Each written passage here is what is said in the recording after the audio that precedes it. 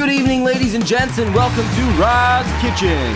I'm your host, Gordon Ramsay II, and tonight we're going to be throwing it back to the old kingdom with this home-style recipe. Dried mummy, just like Mom used to make. First thing you're gonna need is a freshly dead pharaoh.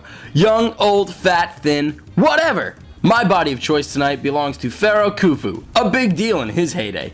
Why a pharaoh, you ask? Well, the pharaohs of Egypt are the supreme rulers of the Egyptian empire, believed to be the sons of Ra, god of the sun. We Egyptians treat them something like gods.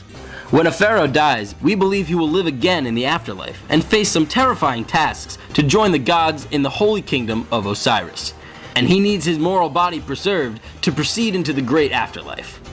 Khufu here was actually the second pharaoh of the 4th dynasty and built the Step Pyramid and the Great Pyramid of Giza. For a heavy hitter like this fella, we're going to start by washing the body with a fresh scented palm wine, then rinse with 2.5 cups of Nile water.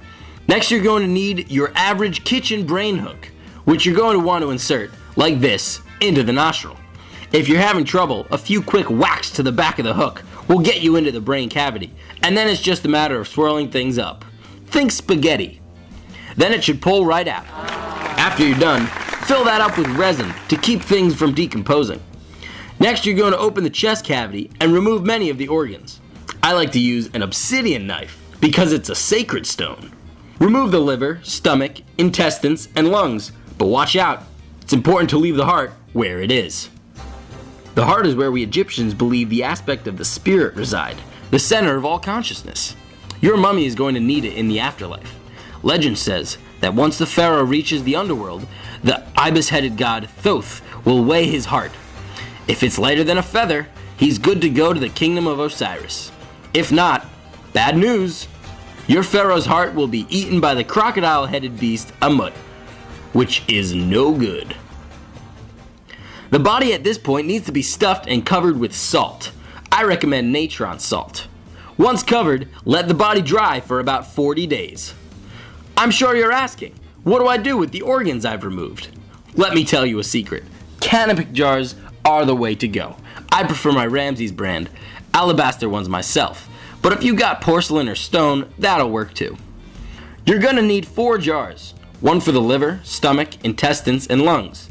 Careful though, you might have noticed each of these jars has a different face on it. Each important organ that's removed has its own jar with its own deity. We Egyptians have got a lot of gods. Imsidi, the human-headed god, looks after the liver. Happy, the baboon-headed god, looks after the lungs. Duamatef, the jackal-headed god, looks after the stomach. And Kebasenuef, the falcon-headed god, looks after the intestines. Okay, we're back with Khufu, who's been drying for about 40 days now and is ready for wrapping. Before the actual wrapping, we need to stuff the body to make it seem more lifelike. Today I'll be using sawdust, but you can use leaves or linen depending on your preference. Now we are ready to begin wrapping, using finer linen for the face and neck than the rest of the body.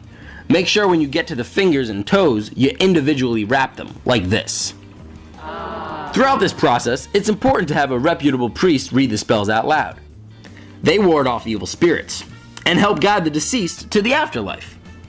Between layers of linen, you're going to want to add a few fresh amulets. I recommend an Isis knot and a plummet amulet. These are key because they help protect the body on its journey through the underworld. Next, we're going to tie the arms and legs together. After that, a few select spells from the Book of the Dead can be placed between Khufu's hands.